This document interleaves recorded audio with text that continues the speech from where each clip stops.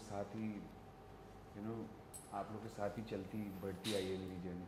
और आज हम लोग सब मिल कर के कुछ ऐसे गाने एंजॉय कर रहे हैं जो जो मेरे खुद के पर्सनल फेवरेट्स हैं। और एक गाना गाना अलग बात होती है, लेकिन अपने खुद के फेवरेट सॉन्ग्स गाना, मतलब आपको कोई गाना सुना जो आपका खुद का फेवरेट है, then you hear your own voice on that, I think that is amazing.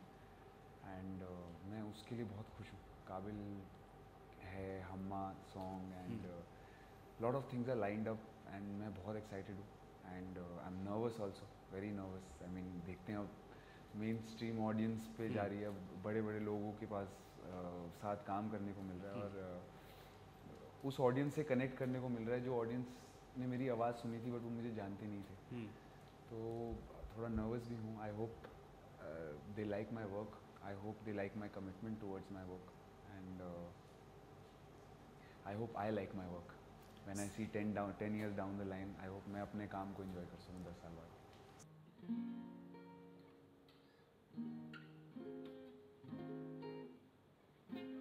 हमा सॉन्ग बहुत ही अनप्रिडिक्टेबली हुआ, मतलब ऐसा नहीं था कि वो लाइंड अप था, प्लान था, मुझे खुद भी नहीं पता था। वो मतलब फिल्म शूट हो चुकी थी, एंड लास्ट मोमेंट पे मुझे तनिष्क ने, बादशाह ने और अजीम ने बुलाया और कहा कि एक सॉन्ग है, रिक्रिएट करना है। रहमान साहब के हम सब फ़ैन हैं, तो रहमान साहब का गाना रिक्रिएट करना था।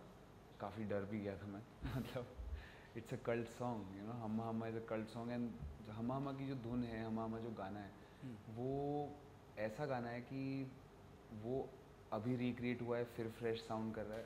अभी 10 साल बाद होगा, फिर 50 साल बाद होगा, जितनी बार भी रिक्रिएट होगा उतनी बार फ्रेश साउंड करेगा वो। मतलब एक वैसा गाना। तो we didn't have the intention at all to compete with a song or anything।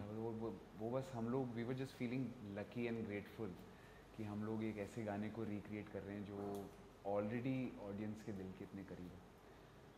तो उसमें अगर आप सुनेंगे ओरिजिनल वर्जन में बहुत ही पेपी गाया गया है, और बहुत ही टाइट गाया गया है।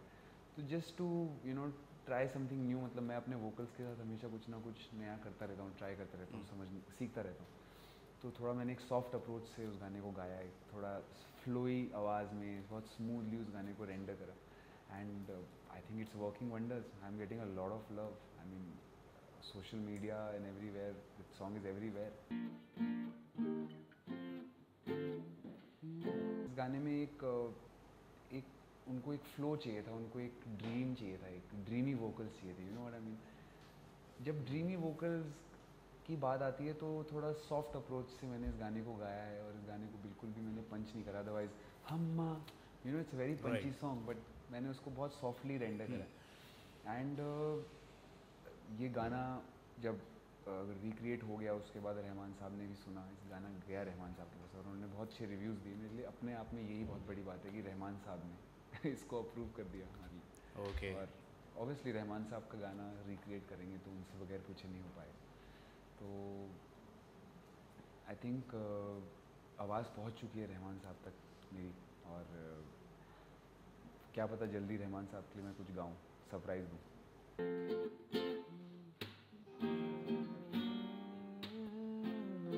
अभी हम्मा हम्मा हमने आपसे सुना।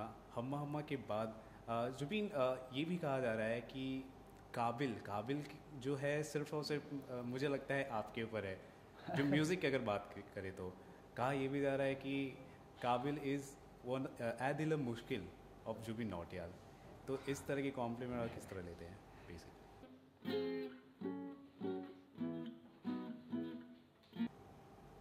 तो जब मैं डबिंग करने गया काबिल की, और मैंने Rakesh ji, Rajesh ji, Sanjay Gupta, legendary iconic legendary people these are, इनको देखा तो मैं इतना नर्वस हो गया कि मेरी जो वॉइस निकली है थोड़ी वल्नरेबल निकली which kind of suits the character of Hrithik, that when I sang that first song, it's called कुछ दिन।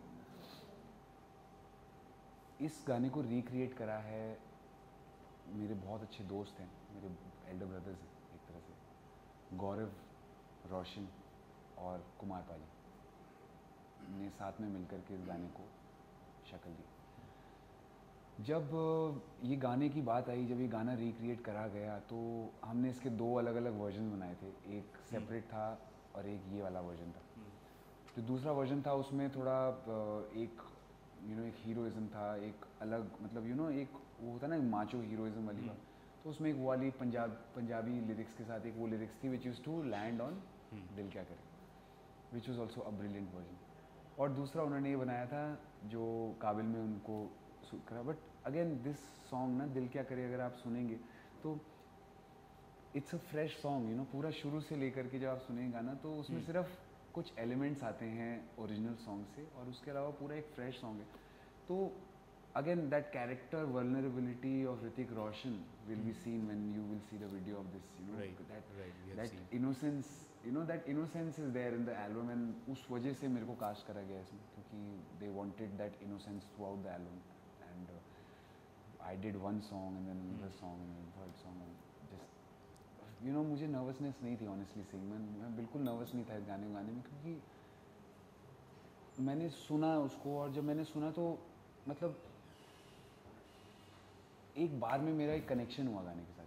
एक जो इंस्टेंट कनेक्शन होता है ना, जब आप गाना सुनते हो फर्स्ट टाइम तो आपको एक अंदर से वाइब आती है कि ये मेरा ही गाना है यार। तो मुझे वो वाइब आई इस गाने से कि यार ये तो मेरा गाना है, मतलब मुझे पता था I am gonna nail this song, मुझे पता था when I am gonna sing this I will take it somewhere else, so वो एक कॉन्फिडेंस था, तो नर्वसनेस नहीं है। फिर गौरव रोशन एंड कुमार बाजी are very close to me also, मतलब बहुत ठीक है मेरे साथ, और मैं उनके साथ बहुत काम कर चुका हूँ। तो मस्ती माहौल में हमने बनाया इस गाने को, बहुत ही अच्छे एक अच्छी एनर्जीज़ के साथ में बैठ करके इंजॉय करते हुए म्यूज़िक को बनाया। तो नर्वसनेस नहीं थी। राजेश जी राकेश जी के सामने नर्वस हो गया था और गाने डब करते हुए, मैं पहली बार काम करा था उनके साथ, एंड मैं बहुत बड़ा फ़ैन हूँ उनका। पर ये गाना तो मतलब it was like lot of things fell in place, and then this song got made, and then ये song काबिल में चला गया, and फिर Hrithik and yam liked it, Rakesh ji Rajesh ji everybody liked it, so they gave their inputs ऐसे फिर वो inputs करके we went through, and I think it's one of the best songs in the album, and it has been one of my personal favorites since it's released. So getting to sing that song with Hrithik Roshan, I think I've nailed it. हाँ, जैसे हर singer का एक pressure होता है कि एक recreate version को मैं अपने अंदाज में गाऊँ सबसे बेहतर हो, और आपने खुद का गाना समझ कर गाया, जो कि एक आपका प्लस पॉइंट है, और ये गाने को लोग सुनेंगे तो जाहिर सी बात है पसंद भी आएगा। रिक्रिएटेड सॉन्ग को रिक्रिएट शान दादा ने जब इस गाने को बनाया था तो बहुत हिट हुआ था। शान दादा पहले तो किशोर दा ने गाया, फिर उसके बाद शान दा ने गाया, फिर और हिट हुआ गाना। अब भगवान करेगा तो ये शायद अगर हिट हुआ तो मुझे भी मौका मिलेगा इस गाने को अपना बनाने का। पूरा काबिल ही आपके नाम है, अगर देखा जाए तो काबिल ही आपके नाम है, तो कुछ आपकी एक इनसाइड फीलिंग होती होगी कि यार full whole movies about my songs, about my music, about my voice, कुछ तो आपका रिएक्शन होना चाहिए, कुछ आप शेयर करना चाहेंगे आप? सबसे बड़ा रिएक्शन मेरा खुद के लिए यही है कि आज का वो टाइम नहीं है जब एक सिंगर पूरी एल्बम गाता है। तो आज के टाइम में पूरी एल्बम गा पाना बहुत बड़ी बात है, बॉलीवुड में, और ऊपर से इतने बड़े प्रोजेक्ट के लिए गा पाना। तो ऐसा लगता है कि मेहनत जितनी करी है आज तक वो रंग ला रही है। मेहनत जो आज तक अपने वो सारी चीज़ें नहीं करी जिनको मैंने इसलिए नहीं करा ताकि मैं म्यूज़िक कर सकूं, I think that is paying off well, and I am very thankful to the Roshans. I think they are very genuine and very amazing people. मतलब इतने बड़े लोग होने के बावजूद इतने हम्बल लोग हैं। मतलब इट वाज इतना कंफर्टेबल इतना कंफर्टेबली मेरे को लगा उनके साथ काम करने में। मतलब इट्स अमेजिंग, मुझे सीखने को मिलता है कि इतना बड़ा आदमी बनने के बावजूद कैसे हम्बल रहना चाहिए।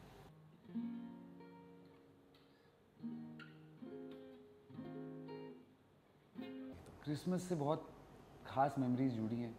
जब मैं देहरादून में था अपनी फैमिली के साथ रहता था, तो हर क्रिसमस सारे मेरे फ्रेंड्स एंड फैमिली घर आते थे और हम लोग एक अच्छी बॉनफायर करते थे। देहरादून ठंडी जगह है, तो सर्दियाँ इस वक्त बहुत ज़ोरों में होती हैं वहाँ पर। तो बॉनफायर करके थोड़ा बारबेक्यू का क्रिएट करके एटमॉस्फेयर, गाना बजाना, मैं लाइव जैम करता था। ओके बॉनफायर के साथ। ओके तो कुछ बहुत ही अच्छी यादें हैं क्रिसमस से जुड़ी। और मैं बचपन में मेरी जो फर्स्ट टीचर थी जो पढ़ाई कराती थी मुझे, वो क्रिश्चियन थी। हम्म, तो उनके वो Christmas full paid tree and all के साथ सेलिब्रेट करते थे, तो उनको देख करके एक but it's a very beautiful festival, बहुत ही सुंदर फेस्टिवल है। फिर विंटर्स का टाइम होता है एंड आई थिंक तो बचपन से ही ना क्रिसमस के साथ एक लगाव रहा है अपनी टीचर्स के ओके थ्रू, अपने पेरेंट्स के through. Christmas is amazing for me and a very amazing Christmas to you all too. और Happy Christmas to you, happy Christmas to Thank you. everybody, all your viewers, happy Christmas to everybody.